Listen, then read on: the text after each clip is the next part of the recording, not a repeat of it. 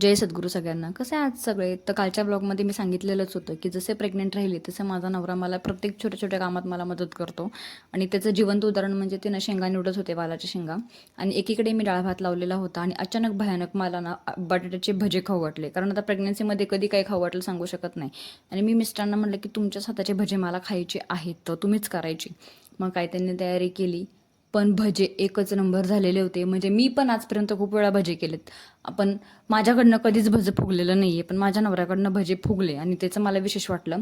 कारण प्रत्येकाची करायची पद्धत वेगळी असते आणि मला ते खूप बघून असा आनंद वाटला की जाऊ दे, काही ना काहीतरी माझ्या नवऱ्याला येत आहे. त्याच्यामुळे मी एकदम खुश झाले होते आणि मी जसे ते भजे काढत होते गरम गरम तसंच मी खात होते, त्यांना दाखवून दाखवून. पण नाही, काय असं नाही, प्रेग्नन्सी क्रेविंग पूर्ण करायला पाहिजे. तर मी आता कसं, आम्ही दोघंच राहतो इथे, त्याच्यामुळे नवऱ्यानेच पूर्ण करायला पाहिजेत, त्यांच्याशिवाय मी सांगणार तरी कोणाला. आणि मस्तपैकी मग आम्ही जेवायला घेतलं. पापड, भजी, डाळ भात आणि मिरच्या तळलेल्या होत्या शेवटी.